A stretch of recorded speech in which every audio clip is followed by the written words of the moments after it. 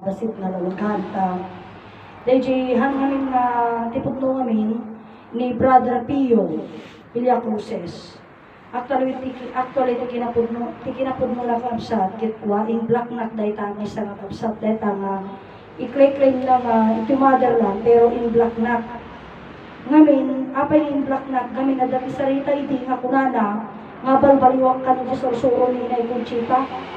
Kaya, tikunak met, nga ibaga kanya na, balbaliwak, ibagam ang arot ti sursuro, naman may baga. Nang tatakunak met, kaputan na may baga, kinupod nga binabaliwak ay amon, tikinapod iti masapol, ang kailangan, naririto ka at ako, wala rito.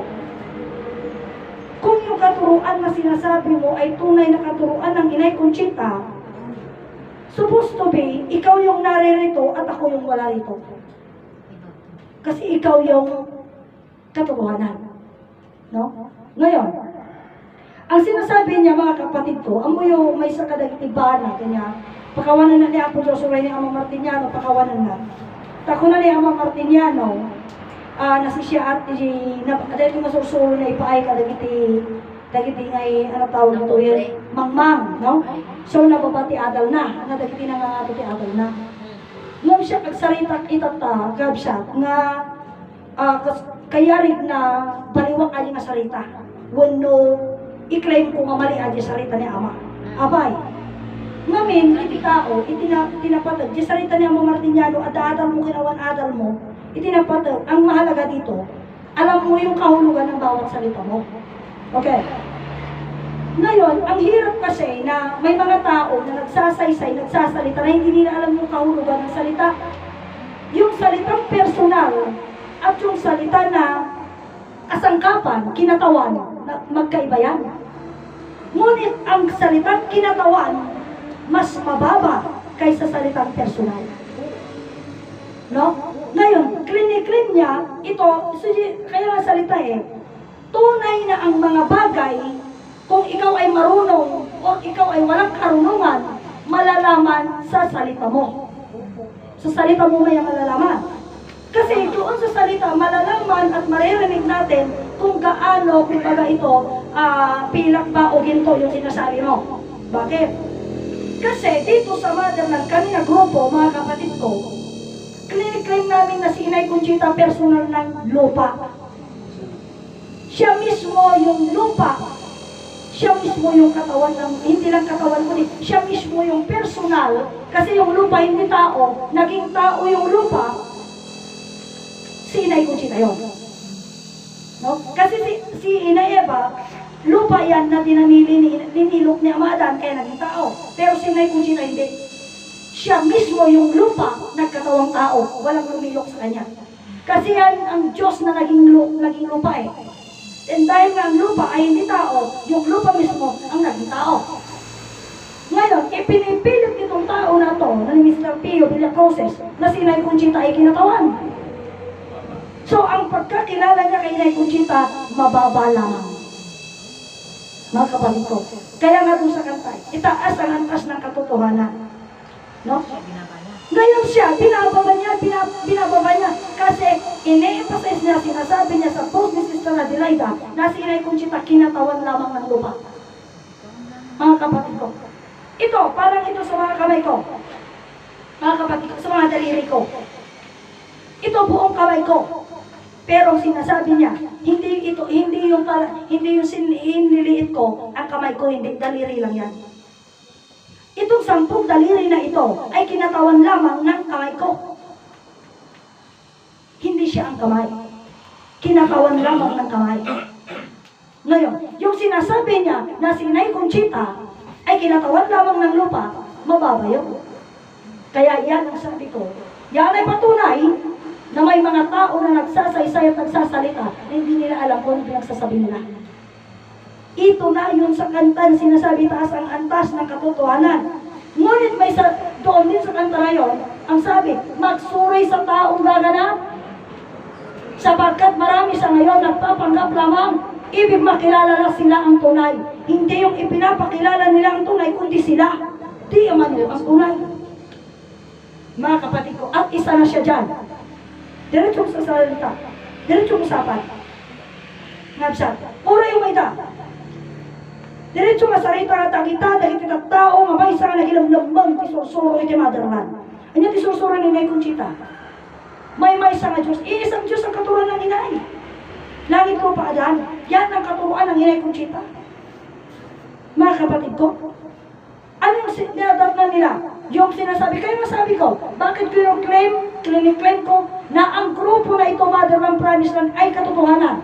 Sapagkat ang Inay Conchita, ang katuruan niya ay isang Diyos langit ko pa adan. May pinakilala ang Inay Conchita sa amin na siyang aming ama, si Amo Martiniano, na siyang sinabi niya pinakamayaman sa buong mundo. Kayo na nag-iinay-inayan. Kayo na nagpapanggap na sabi niyo, kilala niyo ang inay, na kayo ay isa sa mga tumanggap, kayo binindisyonan ng inay. Saan ang ama niyo? Panahon na, mga kapatid ko, na alamin ng bawat isa. Kaya sabi ko nga, doon sa pinutaan namin sa Ranyag, kami lang na iba. Kami lang na iba. Bakit? Kasi ang hawak namin, ang sa amin, katuruan. Ang daming sumira ng motherland. Ang daming nagtago, ang daming gumamit ng motherland. Mga kapatid ko, pero binubuo ko kayo, motherland, promise lang kami. Mga kapatid ko. Yung mga tao na sila, yung mga nauna, na sinasabi nila sila yung mga nauna. Patunayan nyo. Bakit hindi nyo i-claim na kayo yung katotohanan? Nasa sa inyo. Yung katuruan ng Inay Conchita na kayo pinagawanan. Ang masakit, kaya nga sinasabi ko sa inyo, kaya ayaw nyo pumunta rito kasi natatakot kayo. Anong kinakatakutan nyo? Kinakatakutan nyo dahil hindi nyo alam yung katuruan. Pangalawa, kinakatakutan nyo na hindi kayo marespeto ayon sa nais nyong pagrespeto sa inyo. Kaya kayo natatakot, kaya hindi kayo makipagkaisa sa amin. Kasi ano? Anong sabi nung kanta? Ibig makilala na sila ang tunay. Marami sa ngayon nagpapanggap lamang sapagat ang ibig lamang nila makilala na sila yung tunay. Hindi yung ipapakilala nila ang tunay, kundi sila yung tunay. Napakadami. Kaya na-divide ang motherland. Bakit? Kasi gusto nilang makilala, no? Na sila yung tunay. Mga nagpapanggap lamang ang mga yan. Mga kapatid ko. Diretso usapan.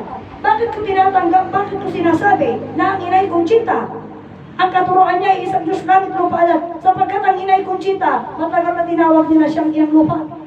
Ngayon sabihin mo, kinatawan lamang ng inay? Wrong. Mga kapatid ko. Ano ang motherland? Ang motherland Diyos anak, dahil ang Ilocano ng motherland inadaga. Inadaga, kahabsat. Ngayon sasabihin mo, kinatawan lamang? Wala kang alam. Yun ang katotohanan. Ngayon, kung ayaw mo yung pinagsasabi ko, punta ka rito, sabihan mo ako. Mali yung sinasabi ko. Noon pa, tinatawag ko na yung mga yan. Yung mga yan, sila Brother Pio. Pumarito kayo ako sa kanila. At usapan natin, ina-live natin, nang malaman ng buong mundo kung saan ang katotohanan, katuruan ng Inay Conchita. Hanggang ngayon, hindi pa rin sila pumaparito. Mga kapatid, ang tagal ng panahon. Ngayon, nagdadaldal sila sa kung saan grupo sila nasasabi. No? Pagka ibang grupo, ang sasabihin nila, motherland din silang tumatayo. Na motherland sila.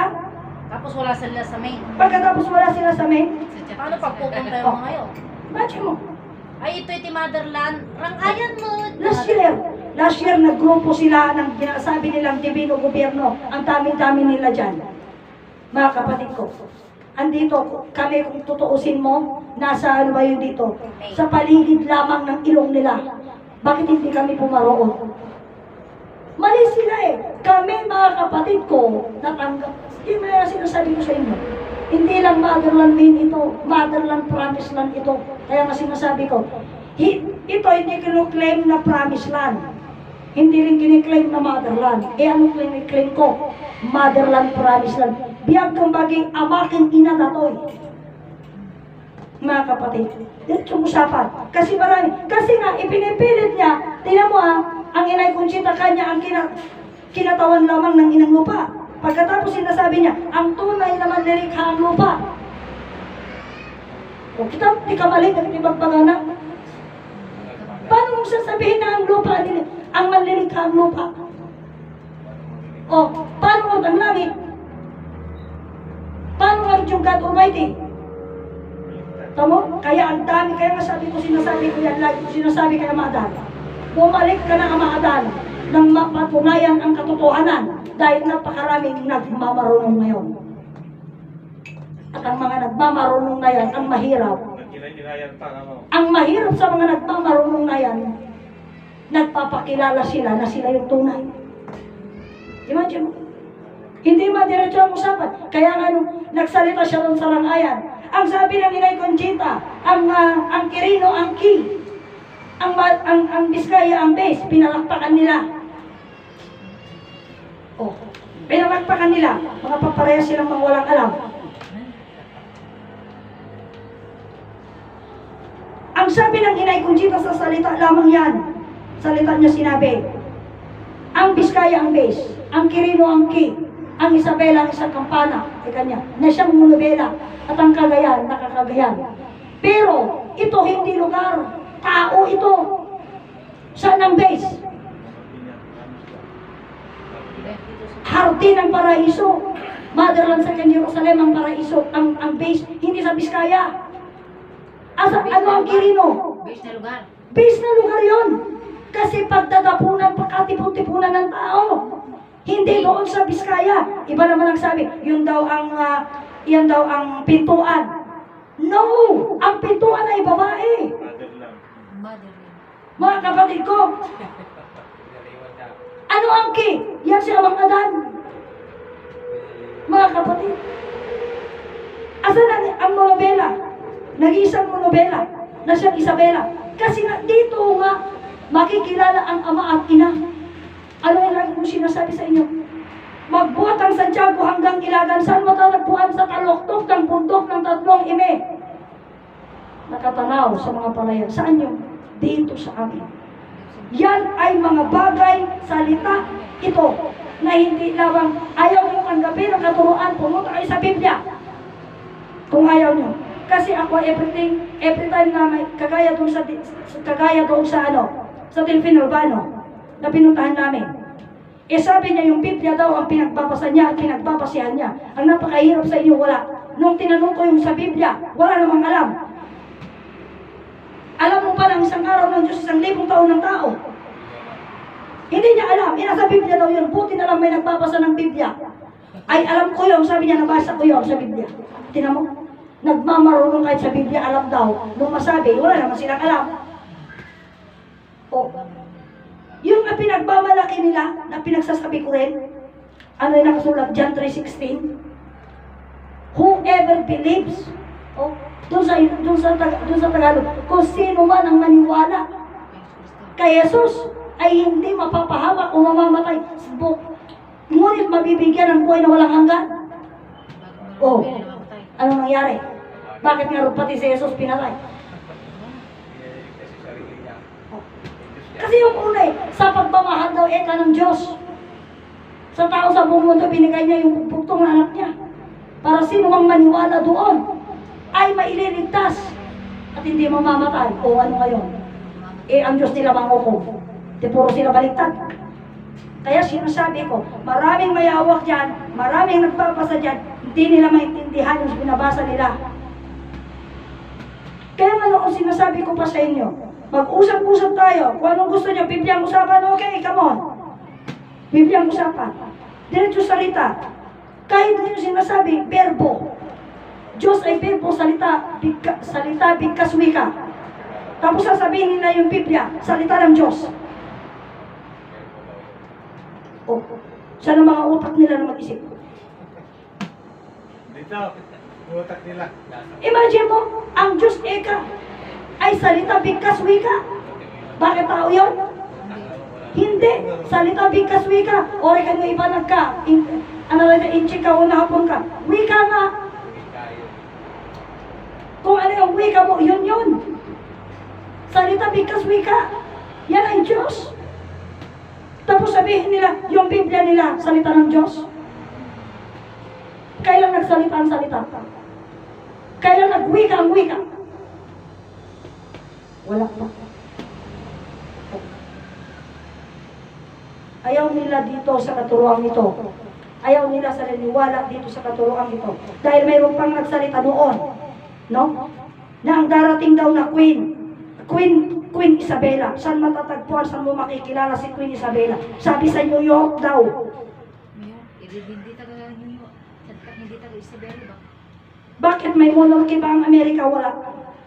Paano karoon ng Queen Isabela ang New York? Ang New York, US yan.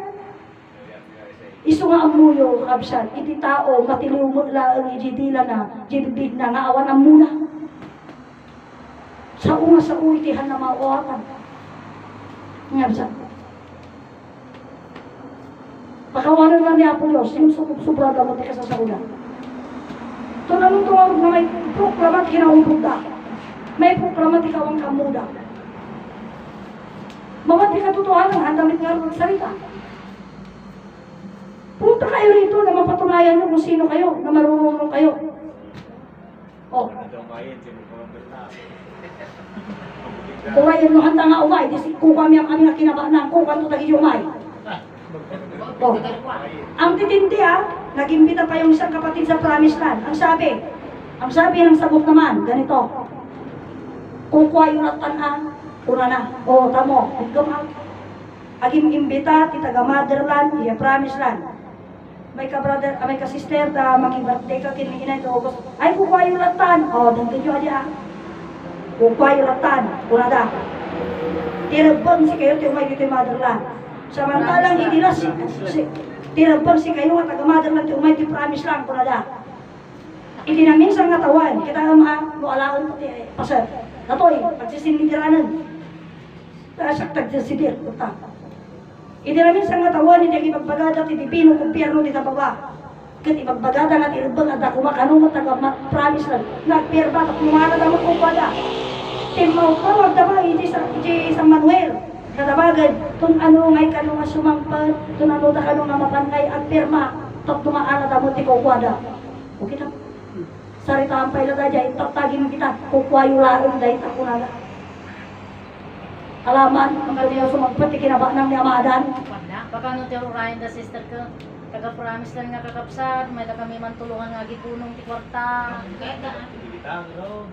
Okay, so Ala, sige, nahastoy lang siya. Oray no kuha, niya mati sa wanda, aya kita, wati mabalin tayo. Nung laag, susi kunak. Isusi ka na yung kunak.